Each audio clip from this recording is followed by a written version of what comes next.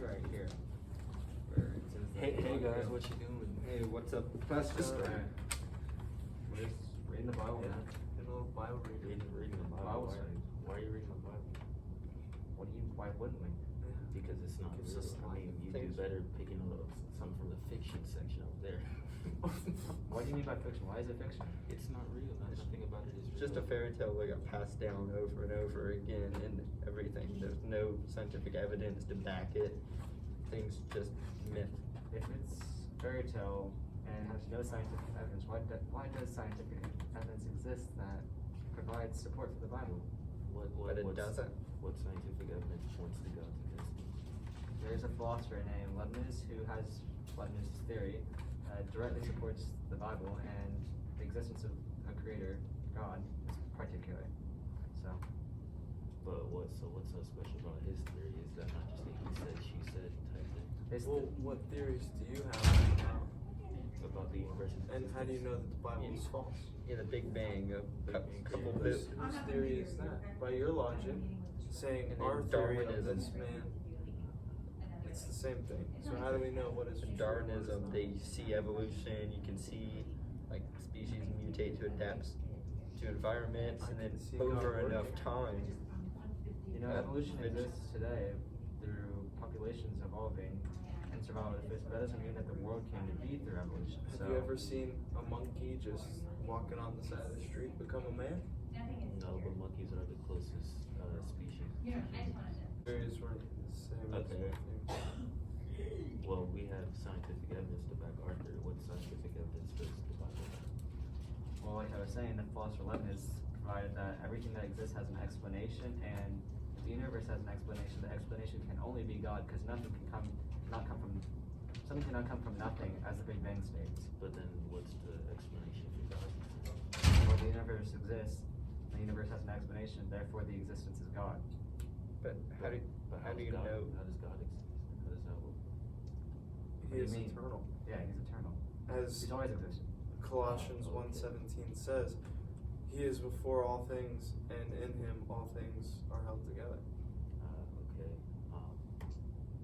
And you said you've read the Bible. Genesis 1:1, it says that In the beginning, God created the heavens and the earth. I haven't seen the in the beginning stuff, but I also do believe that evolution is what happened, because it has more scientific evidence to back it than some man with a beard in the sky saying, "Let there be light."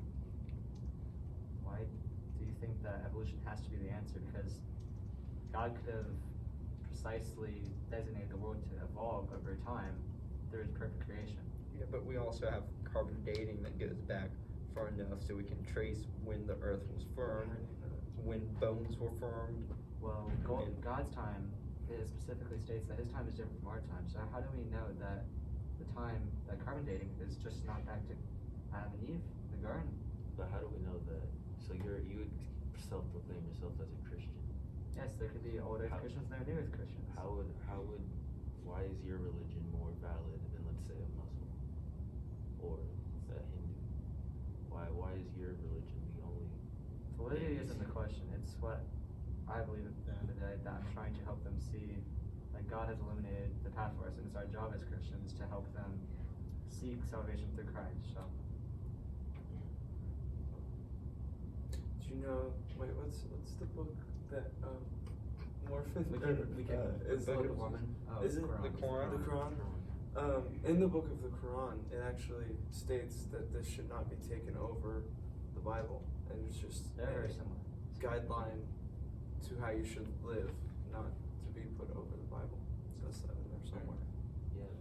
So, what's the difference between what's the difference between the Muslim religion and Christianity?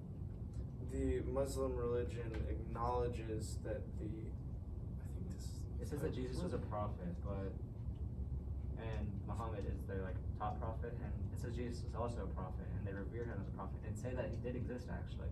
But Christianity says that he's the Son of God, part of the Trinity, and also rose from the dead. So if the Quran says that the Bible is true and it's not above the Bible, but then it says that the Bible is not true, how does that exist? Aren't there contradictions isn't that a contradiction that kind of disproves it? Well, there's multiple world religions, so. That's a contradiction that disproves the Yeah. Quran, but nowhere in the Bible does the Bible contradict So itself. can't all world religions be valid though, since there's no objective truth?